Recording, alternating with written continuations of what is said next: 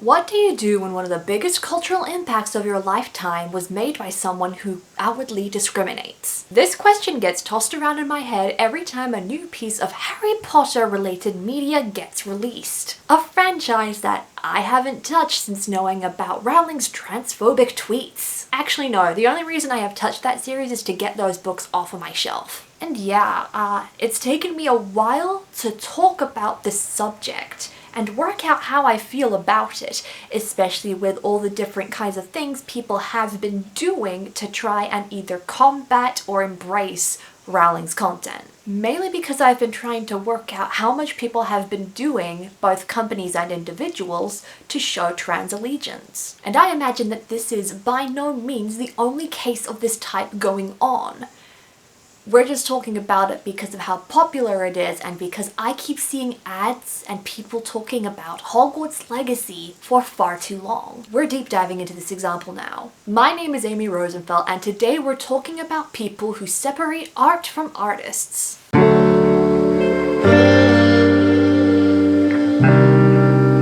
You can probably tell why this video is coming out right now. Hogwarts Legacies.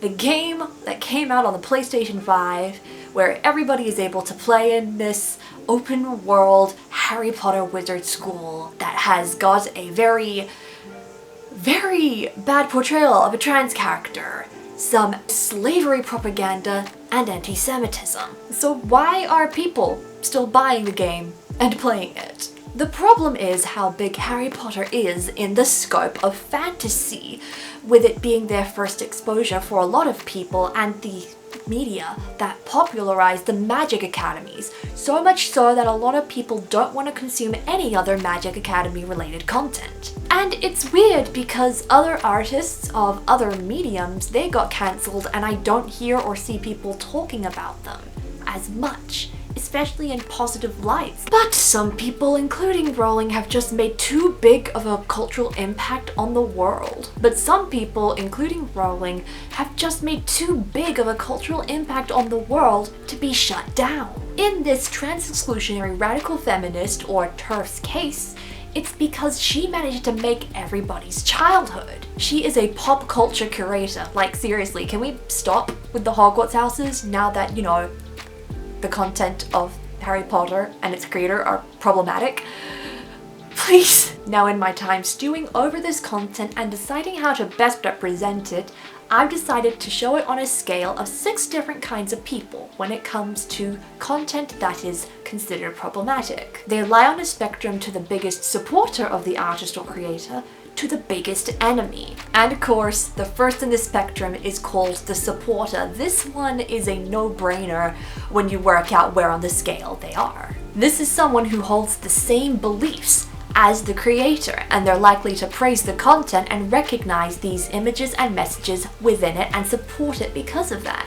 This one is the biggest outlier within this spectrum because they don't think that the content within it is actually harmful. They think that it is right. In the case of a TERF, they think that trans women are harmful. They would be along similar lines of people who hate bumblebees and think they're responsible for deforestation because they're too lazy to go and pollinate the plants. So obviously, a supporter will continue to buy, circulate, praise, and promote the content. It plays right into their field. This stance isn't rocket science at all. They do not separate the art from the artist. They are the literal antithesis of that phrase. The next would be the most common example among a lot of people, I imagine, and the one that arguably does the most damage. This is the ignorer. The most likely ignorer was someone who really enjoyed or is actually very absorbed within this problematic content before they even found out that it was problematic. They likely obsessed over it and made it their entire personality, and growing up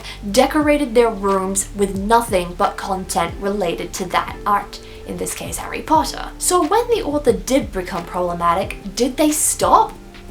They did not. This is likely because they would have no personal risk with the negative messages being portrayed in it and being said by the author. It is something that doesn't target them or the people that they are close with as far as they know, because they're not likely going to even go deeper into these messages. They're just going to hear them being said and be like, oh, not good. So anyway, Hermione. They are just pretending that they didn't see it. Their love for Harry Potter is their rose-colored glasses. They are separating the art from the artist the most. So they will keep talking about it. They will keep circulating all that content. Keep watching. Keep buying, keep consuming. What's kind of scary for me is how casual fans do this as well. They most likely think that they are just one person. How harmful could it be for me to consume this? What's $1 in Rowling's pocket gonna do? You are one of thousands of dollars that are going into Rowling's pocket from the thousands of people who think just as you do. Rowling has said this herself, that if you are buying and supporting Harry Potter stuff, you are supporting the same stuff that she believes in. And it's probably very difficult for some people to recognize that because of the big cultural impacts that Harry Potter has. But if you feel even a little bit guilty about buying or watching the content, how is that not a big red flag for you to stop, to do anything about it? The anything about it is where we get into the balancer in this spectrum. The balancer recognizes the responsibility that they hold and the harm that their actions can do when they consume this media that they have a connection to. As a result, they do good actions to combat the bad that they are doing consuming the bad-ish content. They would share an equal sense of morality and love for this problematic piece. Many influencers that I followed that gained their following, at least in some part due to Harry Potter, have done similar things. They are balancers. They made the decision to continue consuming and enjoying said content, but every dollar they would spend on directly Harry Potter themed content, they would take money and donate an equal amount to a charity that helps out trans kids. And all the merch that they ended up buying ended up being fan-made content by trans pro small businesses who would donate proceeds to trans funds anyway. I used to think this was a good thing to do until I realized one thing. I'm going to explain it in a metaphor. War is raging the country, and you are supplying weapons to the winning side. You have recently learned that if this side wins, they are going to impose laws that will bring people into slavery and bring it back again. Thus, the losing side needs help to make sure slavery does not happen, because all the losing side wants is peace and not to have their rights revoked. But if you yourself don't give your weapons to the winning side, you will soon be defeated, you fear. So you make weapons for both sides, meaning that you're not making the losing side lose, but you're still making the winning side win. You're supporting the bad guys even though you're supporting the good guys at the same time.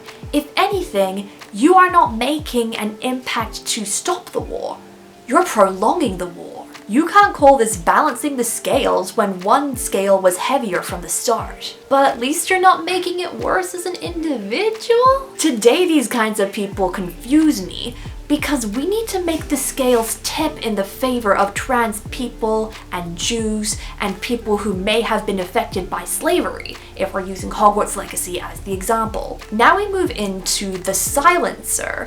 This is where I had fallen ever since the news got circulated, where I decided to stop consuming and consulting directly Harry Potter related content. You can see the point where in my YouTube videos from 2020 and early 2021, where I am transitioning. I used to have Harry Potter themed content in my background, but then I decided to make some stuff to get rid of that and replace it with some more generic cool themed thing that I made out of scrap clothes. Which is weird because I don't think I was that into Harry Potter, but it was just the easiest way to show off my nerdiness and an easy gift for a lot of people to just give me Harry Potter related content. But I made it my mission to get rid of all that stuff. And I didn't address my thoughts and feelings towards Rowling then, and I just removed all the content, like I was never into it in the first place. The silencer simply removes the art from their lives to never be consumed again. They may talk about it in good and bad lights,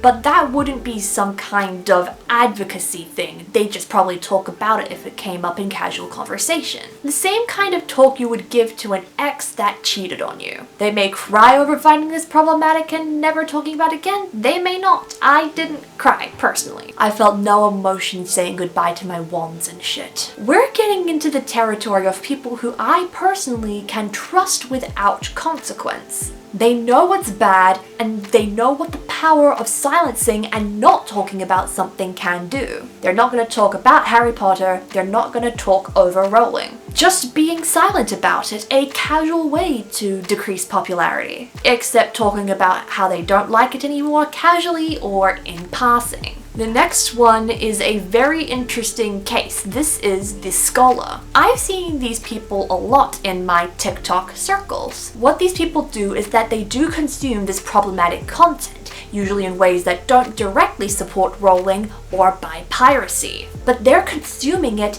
to go and identify and learn about the stuff in there that is problematic. They truly believe that the art cannot be separated from the artist, and they're trying to prove it to everybody. I've often seen minorities pointing out stuff within Rowling's work, quite often with stuff that affects them personally, but also mentioning about other demographics as they notice ththese things, such as the Harry Potter movies not passing the Bechdel test. The racist names that people of color are given, such as Cho Chang and Kingsley Shacklebolt. Also, with none of them being main characters and having a fraction amount of dialogue compared to their counterparts. How Dumbledore being gay was so fucking fake. An interesting comment I have seen from scholars, which shows how Rowling's perspective is problematic from its root, is how Harry Potter deals with the aftermath of defeating Voldemort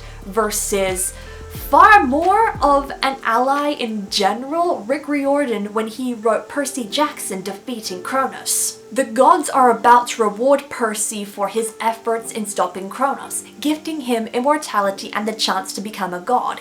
He turns that down to ensure that the reason that Kronos was arisen in the first place doesn't happen again. He decides to make sure that the gods are held accountable for what they do. They need to make sure that they are loving and caring for their demigod children, as that was the main reason that their children ended up turning on them. He was unbuilding the prejudices that caused these bad things to happen in the first place. Meanwhile, Harry Potter becomes a wizard cop and reinforces the same rules that never change. There is no evidence in the books that any laws or legislations were changed, even from Voldemort's rising power, to make sure that he wouldn't come again, that there wouldn't be a second Voldemort. Harry just found that he was good at stopping evil, so that he'll just get a job stopping evil being a wizard cop. Tangent aside now. While the silencer believes that the best way to stop Rowling's harmful content is to not talk about it, the scholar decides that it is best to tell people it is problematic and make sure people are listening and can hear about this. This is the only way they think someone who has been on the fence will actively change their mind. Scholars are lawyers because they have the receipts. The kind of lawyers the defense would like to have on their side if their defendant was truly innocent. I admire the bravado of the scholars and how they consume this content in order to destroy it. Lastly, within this spectrum, we have the DeInfluencer. De-influencing has been a term that has come up in content online in the past couple years. De-influencing refers to somebody saying this piece of content is bad. But what some de-influencers do is that they show an alternative to re-influence, in a sense. And this is where I'm going to try and change how I work things. Because I'm realizing that the problem with Harry Potter is that people see it as the only good magic school media out there. That maybe they're not falling in love with Harry Potter, but they're falling in love with the concept of the magic school. That's what a lot of people tend to talk about and get obsessed with back when I was a fan. So wouldn't it just be nice to have a magic school without the misogyny? It ain't hard to find if you just know where to look. I have only just started consuming content like this. I have a couple things that I've watched along with a ton of things on my watch list, my to-be-reads, and even some games that I'm kind of interested in playing. It is very likely I'm either going to make a video or a TikTok in the near future to talk about these kinds of alternatives to help people out and help people get into the wizard school, but not the Harry Potter kind of wizard school, because I need time to work out the true cream of the crop as well. But in the meantime, I have 2 assured alternatives to give you guys. Misfits in Magic is a tabletop game live play created by Dropout TV and Dimension 20, and I must say it's an absolute hoot to watch. This series delves into 4 American teenagers who get enrolled into a British wizarding school, which is made to seem very similar to Hogwarts. We go to this magical, whimsical academy and then have grand adventures. Oh, are you a divination specialist? No, I read Harry Potter. Read what? Harry Potter. You gotta know. The 4 players and the game master Abria Iyengar then go and try and dismantle a lot of the problems that the wizard school ends up having. While together they're able to provide better representation in terms of their characters, both the ones they play as PCs and the different NPCs that Abria brings to the table. A lot of the stuff that they are doing in-game is to dismantle a lot of misogyny and a lot of problematic systems within the school that are reinforcing the ideas that Harry Potter has had. They're making it better. They're telling you Harry Potter sucks. This is what a true, good, awesome wizarding school should be. In fact, the system that they use to play that game, Kids on Brooms, is a really great way to be able to do similar things and make the magic school that you want. While it's based off tropes within Harry Potter, none of the licensing and the actual things within the game are Harry Potter related. You can create any kind of magic school that you want out of it, including mechanics with brooms, wands, and something that Harry Potter didn't even have but I really love, familiars. Not only that, but it's a very easy game system for you to learn and start playing in. I managed to get the rules of it down in just 1 session. That's just 2 things that I have read, consumed, and absolutely endorse. If you guys have any other Magic Academy media that you want to share, books, medias, games, or whatever, do everybody a favor here. Put them in the comments, and you guys better go into the comments to check them out as well. And if you are wanting to stick around, one of the story ideas that I have and will probably publish in like ages time because my life is super busy is a Magic Academy story. The theme of this Dark Academia Magic series is how school corrupts us to fail. How perhaps the schooling systems that we operate under is built upon misogyny and is dictating how, who, and why people succeed. It contains a diverse range of characters with what I have planned thus far, including natives, lesbians, and NBs, just to name a few. And you know what? Just to spite Rowling, I think I am going to include a trans character with a far more realistic name than one that means Sir Woman. I'm still brain dumping it though. I think it'll be a while before this gets published in whatever way I decide to. Regardless, I am at a very weird point with people who consume Harry Potter and Rowling made content for the sake of enjoyment. Because I'm thinking that a reason that they're still consuming it and are separating the art from the artist is because no other magic school has been popularized so much, and people don't know where to look, or they're just not bothering. Because I think it's more than just separating the art from the artist. We need to separate the art from the genre too. The moral of this video is, there is more Magic Academies than just Harry Potter. So if you enjoy that stuff and you don't want to do harm, which I hope every single person watching this is, go find it. Well, I hope you guys enjoyed this video and have learned something and have gone into the comments to find those magic school alternatives for you to consume. If you did enjoy this video, then be sure to give it a thumbs up and subscribe if you are new around here. You can ring that bell to find out when I post more creative content. And while you're down there, be sure to check out my book, my Instagram, my TikTok, and my website. Stay creative, everybody, and I'll be seeing you in the next video.